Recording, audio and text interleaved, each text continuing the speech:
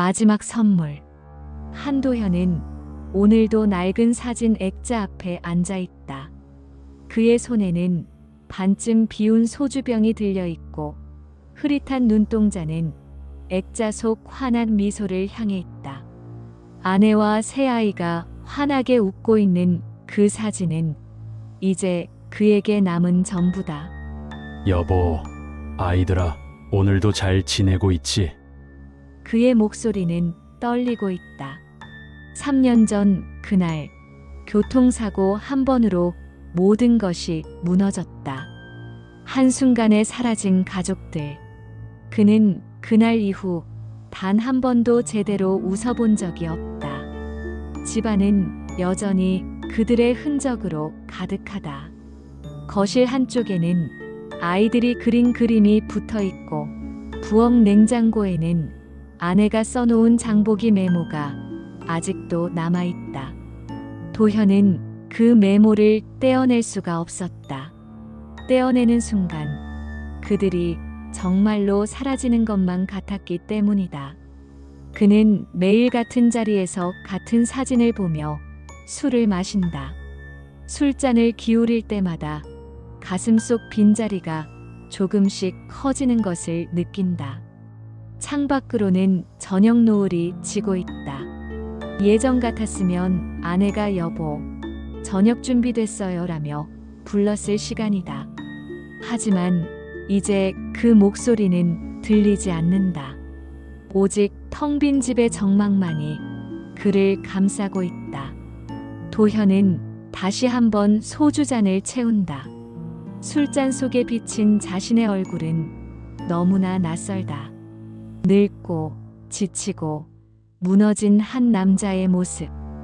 그는 언제부터 이렇게 망가졌을까? 아내와 아이들이 떠난 후 그는 단 하루도 제대로 살아본 적이 없다. 그저 숨만 쉬고 있을 뿐이다. 사진 속 아내는 여전히 웃고 있다. 아이들도 천진난만하게 웃고 있다. 그 웃음이 너무나 그립다. 다시 한 번이라도 그 웃음을 볼 수 있다면 그는 무엇이든 할 수 있을 것 같다. 하지만 현실은 잔인하다. 그들은 이미 이 세상에 없고 도현은 홀로 남겨졌다. 그는 술잔을 비우고 다시 채운다. 오늘도 그렇게 밤이 깊어간다. 도현은 이제 사람들을 만나지 않는다. 친구들의 전화도 받지 않고 문자도 확인하지 않는다. 그들이 무슨 말을 하든 위로가 되지 않는다는 것을 알기 때문이다. 그는 혼자 있는 것이 편하다. 아니, 정확히는 혼자 있는 것만이 견딜 수 있는 유일한 방법이다. 오늘도 그는 무작정 걷는다. 어디로 가는지도 모르고 왜 걷는지도 모른 채 그저 발걸음을 옮긴다. 공원을 지나치는데 아이들의 웃음소리가 들린다. 그는 발걸음을 멈추고 그쪽을 바라본다. 한 아이가 미끄럼틀을 타며 까르르 웃고 있고 엄마는 그 옆에서 환하게 웃으며 박수를 쳐주고 있다. 평범한 일상. 하지만 도현에게는 이제 영원히 돌아갈 수 없는 풍경이다. 그는 주먹을 꽉 쥔다. 눈시울이 뜨거워진다. 아이들의 웃음소리가 귓속으로 파고들며 가슴을 후벼 판다. 왜 우리 아이들은 저렇게 웃을 수 없는 걸까? 왜 나는 저 아빠처럼 아이들을 지켜주지 못했을까? 자책감이 밀려온다. 그는 고개를 돌리고 빠르게 그곳을 벗어난다. 집으로 돌아오는 길은 언제나 고통이다. 골목을 지나며 예전 아내와 함께 걷던 기억이 떠오르고 슈퍼 앞을 지나며 아이들과 과자를 사러 왔던 일이 생각난다. 모든 곳이 추억으로 가득하고 그 추억들은 그를 짓누른다. 집 앞에 도착했을 때 도현은 문 앞에 서서 한참을 망설인다. 이 문을 열면 또다시 텅 빈 집이 그를 맞이할 것이다. 그는 깊은 한숨을 쉬고 문을 연다. 현관에 들어서자마자 쏟아지는 정막. 그는 신발도 제대로 벗지 않은 채 거실로 들어가 소파에 쓰러진다. 천장을 바라보며 생각한다. 이게 삶일까? 이렇게 하루하루를 견디는 것이 과연 사는 것일까? 그에게는 더 이상 살아야 할 이유가 없다. 출근할 직장도 없고, 기다리는 가족도 없고, 기대할 미래도 없다. 그저 과거의 잔해 속에서 허우적거릴 뿐이다. 도현은 눈을 감는다. 어둠 속에서 아내의 목소리가 들리는 것 같다. 여보, 괜찮아요. 우리가 있잖아요. 하지만 눈을 뜨면 아무도 없다. 그는 다시 소주병을 집어든다. 편의점 형광등 불빛이 쏟아지는 밤. 도현은 늘 그렇듯 술을 사러 들어선다.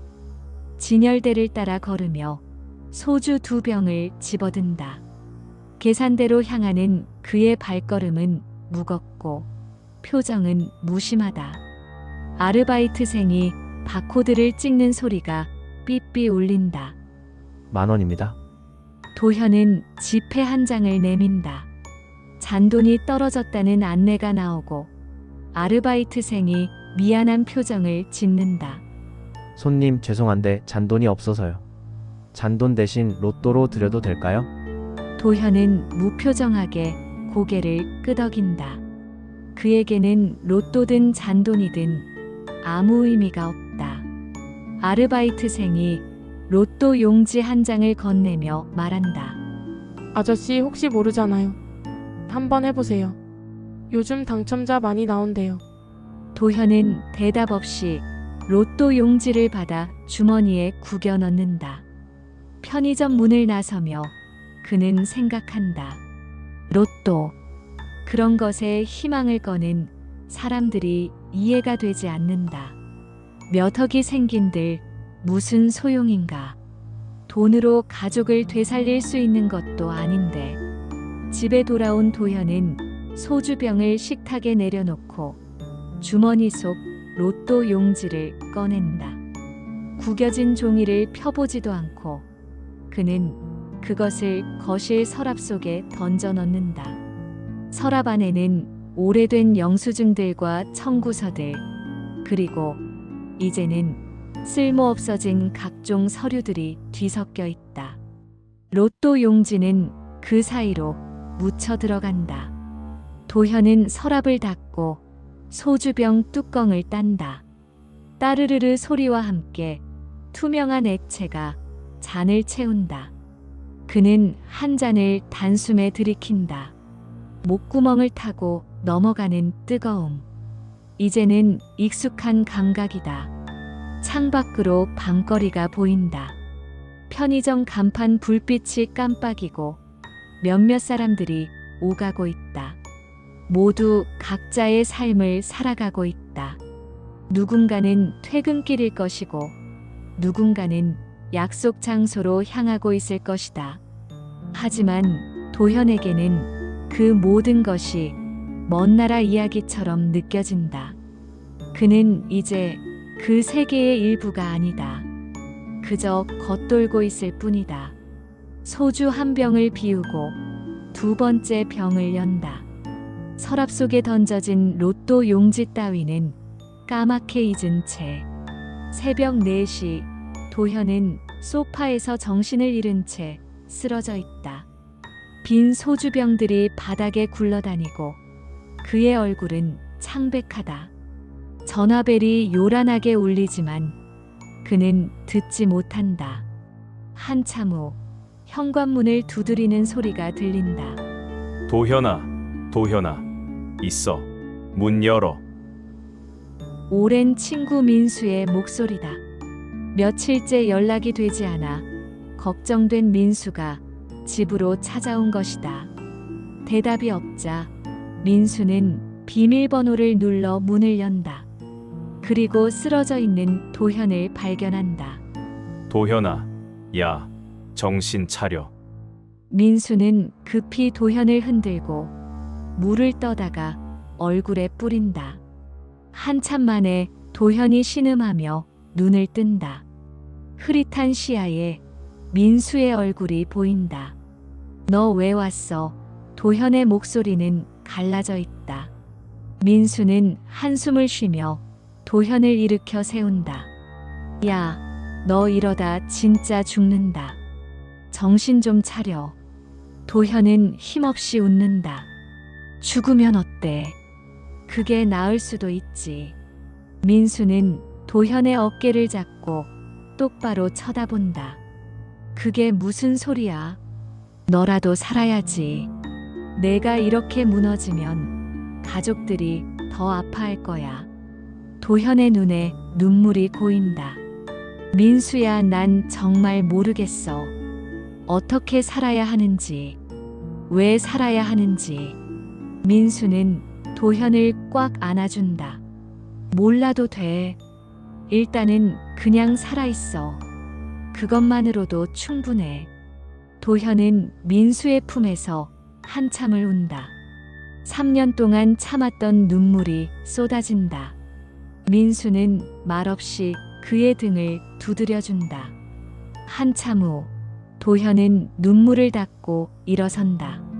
민수는 부엌으로 가서 해장국을 끓이기 시작한다. 일단 뭐라도 먹어. 그래야 정신이 들지. 도현은 식탁에 앉아 민수가 끓이는 국을 멍하니 바라본다. 따뜻한 김이 피어오르는 것을 보며 생각한다. 살아야 할 이유. 그것을 찾을 수 있을까? 민수가 국을 떠서 내밀며 말한다. 천천히 먹어. 그리고 오늘부터라도 좀 제대로 살아봐. 안 그러면 내가 매일 여기 와서 괴롭힐 거야. 도현은 작게 웃는다. 오랜만에 짓는 웃음이다. 그는 숟가락을 들고 국을 한 입 뜬다. 뜨겁고 얼큰한 국물이 목구멍을 타고 넘어간다. 살아있다는 감각이 조금씩 돌아온다. 일주일이 지났다.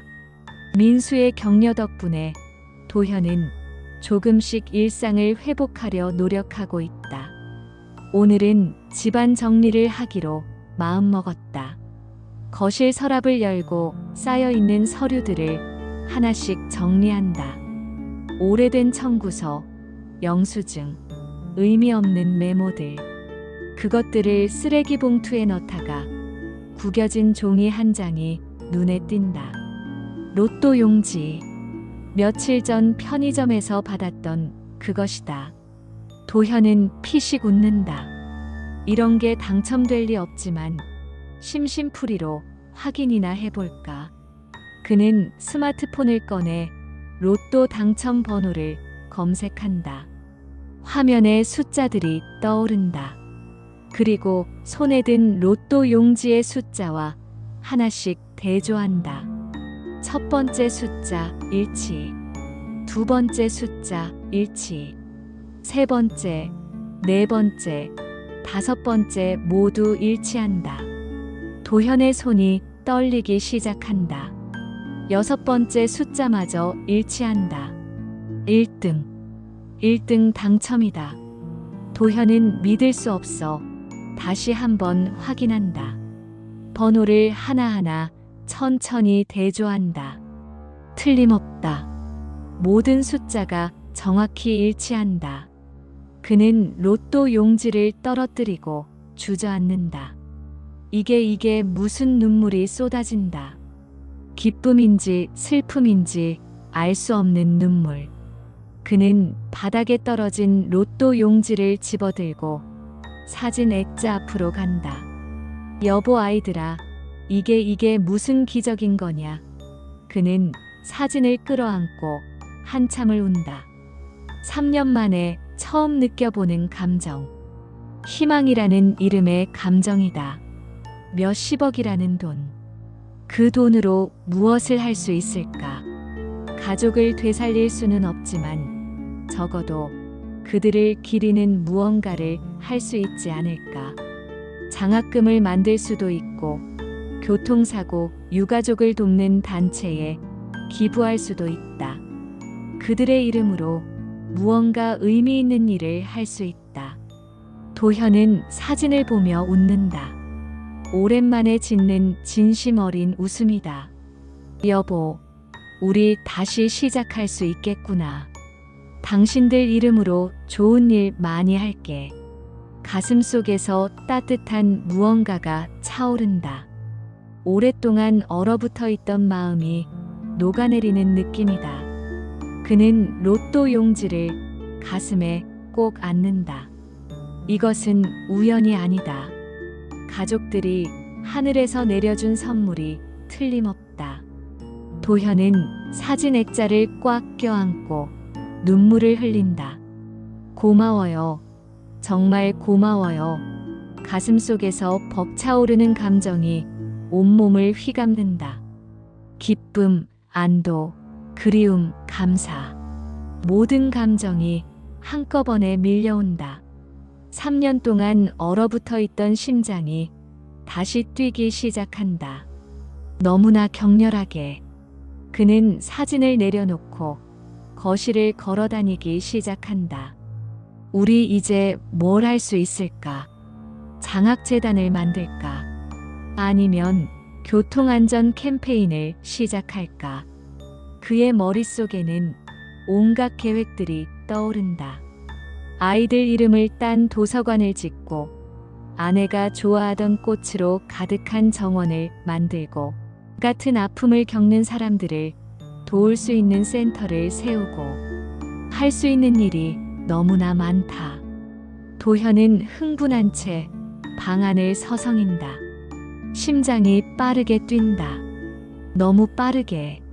가슴이 두근거린다. 숨이 가빠진다. 그는 잠시 멈춰 서서 가슴에 손을 얹는다. 괜찮아, 너무 흥분한 거야. 하지만 심장은 점점 더 빠르게 뛴다. 불규칙하게. 그는 식탁을 붙잡는다. 시야가 흐려진다. 여보, 아직 안 돼. 가슴을 움켜쥐며 그는 무릎을 꿇는다. 숨을 쉴 수가 없다. 고통이 온몸을 휘감는다. 바닥에 쓰러지며 그의 손이 탁자를 스친다. 로또 용지가 바닥으로 떨어진다.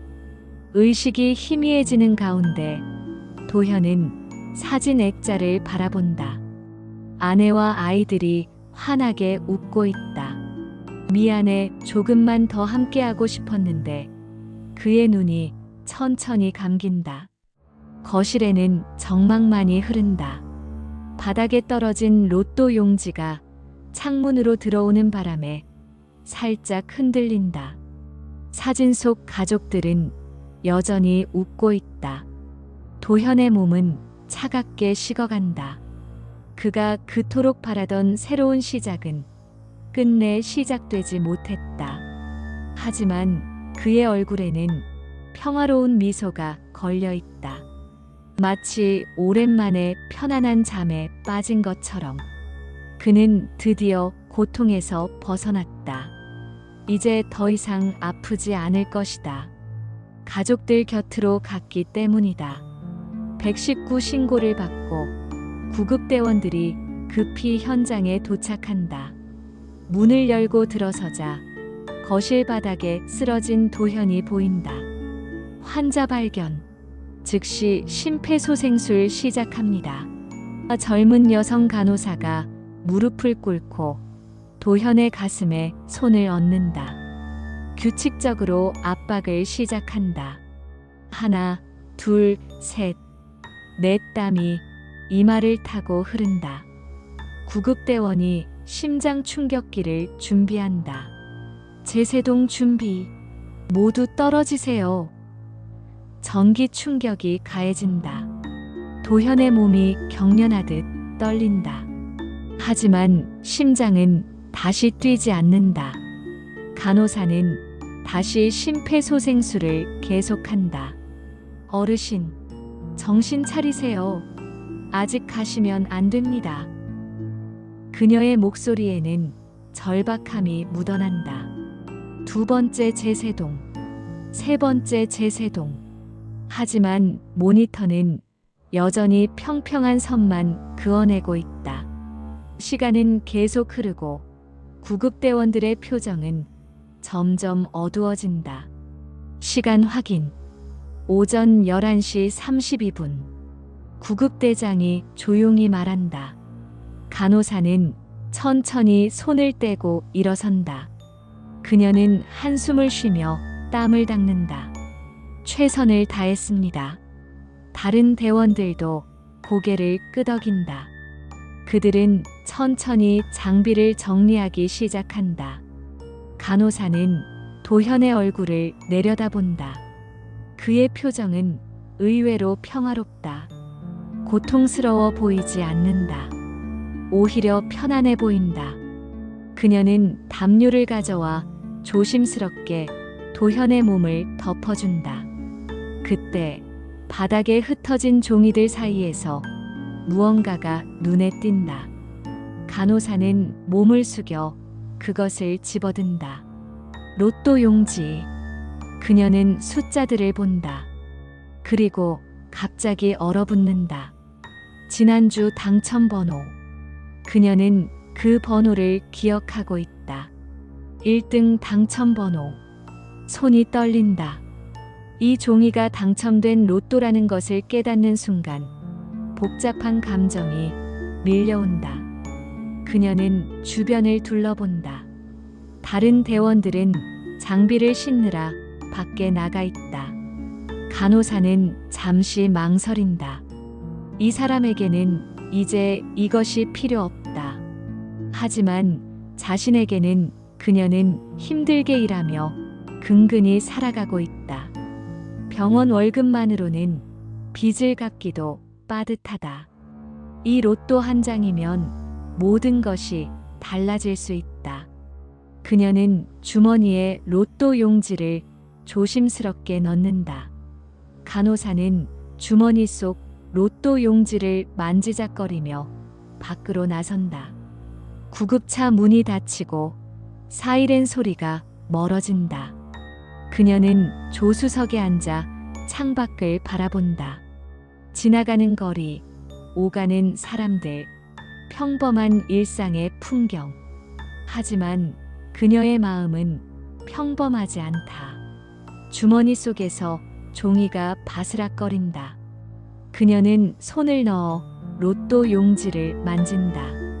이 작은 종이 한 장이 인생을 바꿀 수 있다.